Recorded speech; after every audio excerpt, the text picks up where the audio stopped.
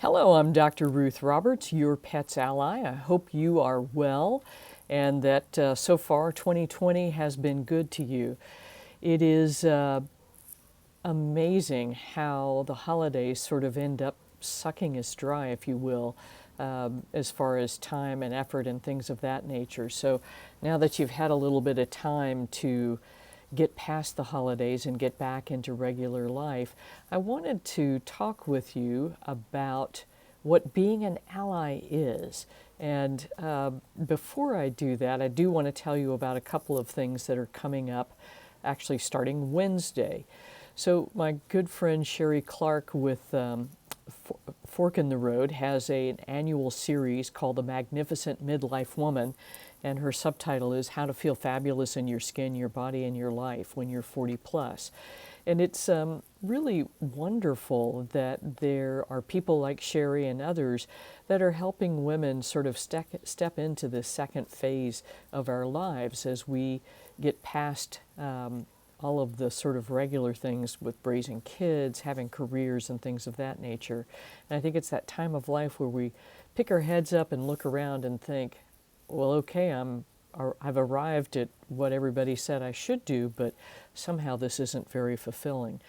So check that out if you haven't. I'm going to put a link here where you can go sign up, and I think you'll enjoy the series. I had a ball doing the series with Sherry, and she just is a great interviewer and has a great lineup of folks. So go check that out. Here's the link where you can sign up and go check out the series. But that runs until the 20th of January, or 24th of January. Also, the Animal Wellness Summit, the third annual, is starting at the same time. And if you participated in this last year, you know it's a dearth of wonderful information. And Barney Kunze, my friend, has done a great job getting speakers lined up again this year. And so he had some glitches in life and was scheduled to run this in November, and it didn't quite come off. So we've got this also coming up starting the 15th of January, Wednesday, and then it will run through the 24th. But he's got 50 plus speakers. Many of them speak on essential oils, but there's some really interesting stuff in there too. So we're people that deal with using crystals to heal and things of that nature. So a really great summit, all completely free. And of course, if you want to have access to the membership year-round, then you can pay the bucks and get there. So again, what I wanted to talk with you about today was how can you be your pet's ally? And what is that? So we think of the word ally in terms of wartime. And I know for many of you it feels like a war with your vet to get past not having to do things that you have researched and feel are actually damaging to your pet's health. So how do you do that? And the other sense where ally used is in a shamanic sense. So if you're not familiar with shamanism, it is a medicine of the indigenous peoples. And there are many people in the United States, especially today, in the Southwest and East Coast, all over the country, that are training either with local shamans or medicine people to them, or they're traveling to Peru, to Mexico, to learn from different traditions. But it's a way to bring the element of spirituality, if you will, back into healing the mind, the body, and the spirit. And so that's a lot to think about, but I think that's something we've come up against, is that in conventional medicine, we've got all these things we can do for older pets and for older people, but is it really in their best interest? And in many cases, it's not. So an ally, in the shamanic sense, offers support and understanding of a situation to those who are in it. And an ally can be an elemental, so something like your own body, crystals, for instance, so that's becoming very popular.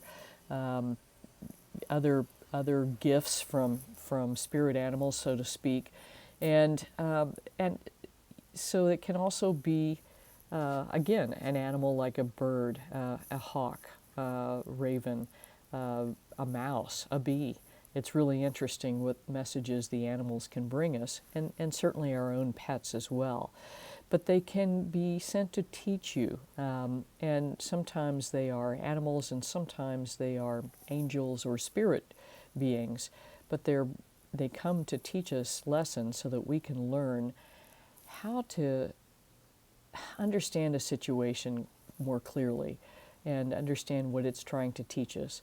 So that gets really kind of esoteric and out in the woo-woo for many people, but more than anything else, these allies help to reinforce our intuition, and that is what I want to talk with you about more today.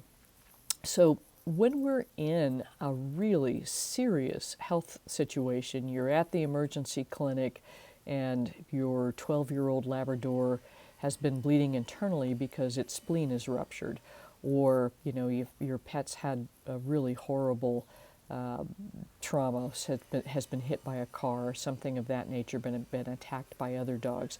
In that situation, you often have to make a snap decision. And so the best thing I can tell you in this instance is to trust your gut.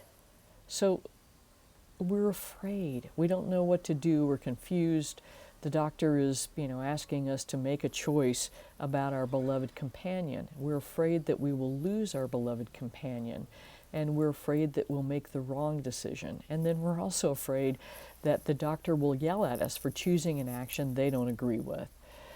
The best thing I can tell you is take the advice, check in with yourself, see if that feels right, and then make your choice. Look at your pet and look at what they're telling you. And this is where it's difficult, because often in emergency room situations, they take the animal, your pet, to the back, where you can't see them. You don't know what's going on. It's frightening. But trust, if you can be there with your pet, look at their eyes, and they're going to tell you if this is what they think is correct or not correct. Trust that you're making the right choice. Veterinary medicine is breaking my heart these days. I've had so many clients that end up taking their pets to the e-clinic, and they're forced to make a snap decision that involves not only a lot of money, but also some pretty, major choices for their pet. Do you go to surgery? Do you, what do you do? And I keep talking to people across the country where they've gotten talked into doing something they didn't quite feel was right. So for instance, that situation I mentioned with the veterinarian, you've got your pet in the emergency clinic, you've got a 12-year-old lab and it's bled into its abdomen. And so the vet tells you, well, we can take your dog to surgery and stop the bleeding and see what's going on. And then the person's pet goes to surgery and the veterinarian opens up the abdomen and is like, oh my God, there's just cancer everywhere. We just need to go ahead and stop here. So that's a really frustrating situation, because two things happened. One is you were afraid and you got sort of cajoled into something. And the other thing is that the veterinarian didn't say, oh, by the way, there's a chance that when we open up your pet, this is hemangiosarcoma, which is a really horrible cancer, and there's a good chance that it's other parts of the body. Sometimes you're in a rural situation where advanced technologies like ultrasonography and things of that nature are not available. And x-rays, frankly, in that situation aren't going to be able to tell us much other than the abdomen is full of blood.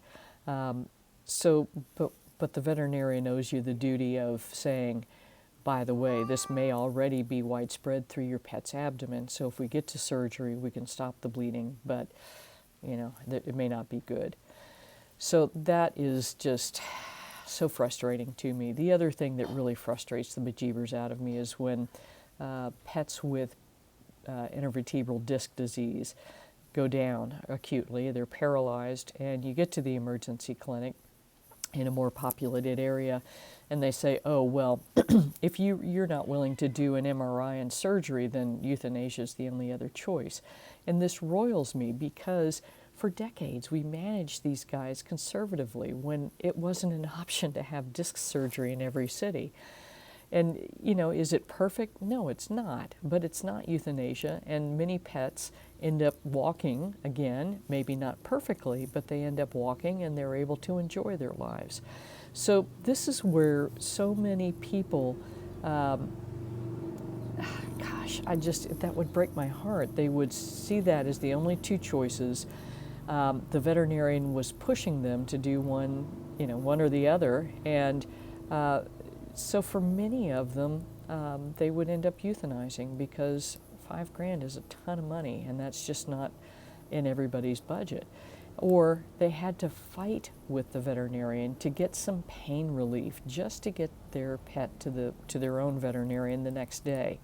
And that's when I would see them, and it just was frustrating as heck because often the e-clinic didn't give adequate pain relief. And to me, that's the first rule. I mean, golly, we've got so many options available. There's no excuse to not provide adequate pain relief. And it just is infuriating to me, and I think to you all as well. So those are two situations where it just is really, really, really frustrating. And you're in those situations, you're faced with making a snap decision. And the EDAR docs can really get kind of belligerent about you making the wrong choice and that your animal is suffering. So, that's one situation. The other is that often there's a less emergent situation or less serious where your pet's life is not literally on the line. And so this is where I encourage you to do your research, but don't get overwhelmed. I talk to so many people that have researched themselves into a whirling dervish, and the information has become so contradictory they don't know what the right way is or what the right option is. So what I'd suggest to you is that start with something like the Merck Veterinary Manual. And this is, we used to laugh about it in veterinary school because it was so simplistic, but it is simplistic, and you can often understand what's going on with your pet. This is the other thing that I find so frustrating is that your vet tells you, oh, your pet's got stage 2 kidney failure, and tells you the only thing you can do is go buy the expensive bag of food and then just wait till something changes. And I know that that's not the only option, but unfortunately that's what's available in conventional medicine. So this is a resource for you to start doing research and understand what the condition is in terms of veterinary medicine and then conventional medicine. And they're going to still tell you, as far as stage 2 kidney disease, that's the clarification you're going to get from looking at the Merck Veterinary Manual, is that your pet is not in kidney failure, but it does have kidney disease. And also give you ideas about survival time and things of that nature. So for instance, in the cat, the survival time from stage 2 kidney disease is something like 1,200 days. That's a long time. That's almost 4 years. So that's not as scary sounding as probably what your veterinarian told you. And then start your research from there, both in the conventional and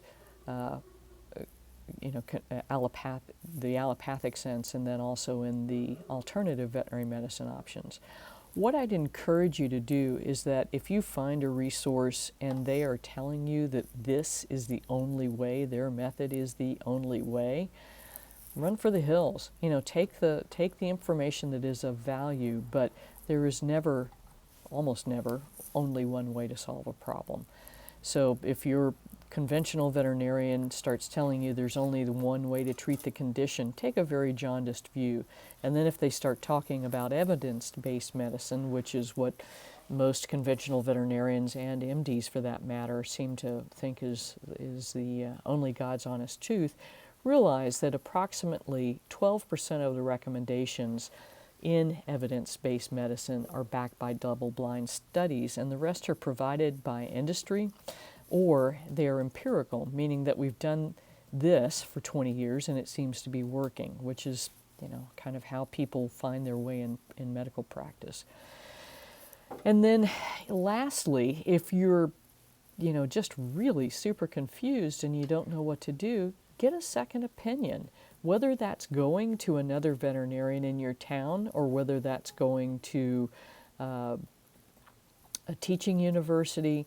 There are tons of different practitioner lookups from the International Veterinary Acupuncture Society, the Holistic Veterinary Medical Association, and then TCVM.com, the Traditional Chinese Veterinary Medicine group at the Qi Institute, which is where I did my training in acupuncture. Those are all places where you can find a veterinarian that has at least some holistic understanding of veterinary medicine and may get you some options. And then that's what I do, is I offer second opinions based on reading the records that you have of all the tests and visits and things of that nature from your veterinarian. And then we can kind of come up with some different options, which for me, I practice integrative medicine, so I integrate both traditional or conventional veterinary medicine as well as ideas from functional medicine and traditional veterinary medicine, or Chinese veterinary medicine. So we just pull in as many different options as possible. And obviously one of my big tools is helping you develop a diet that's going to support your pet the best through home cooking. I think that's the best way to go. So get some help. Figure out a way to get somebody else in your corner that's going to be your ally and your resource, whether that's me or another veterinarian online. Find somebody, if you can't find somebody locally, to help you find a different way for your pet. So I'll put the link here to the consultation option I've got that seems to be working better for most people. If you have access to the Crock Pet diet, you already know what a valuable tool that is, but this, I think, has been really wonderful for so many people. So that's what I've got for you today. We'll be back next Monday, and I'll start talking about the common diseases that seem to crop up this time of year. So kidney disease, unfortunately, and then cancer, unfortunately, as well. We seem to see quite a bit of that at the beginning of the year as well. So until then, remember, your pet's best health starts in the bowl. So until next Monday, I'm Dr. Ruth Roberts, your pet's ally.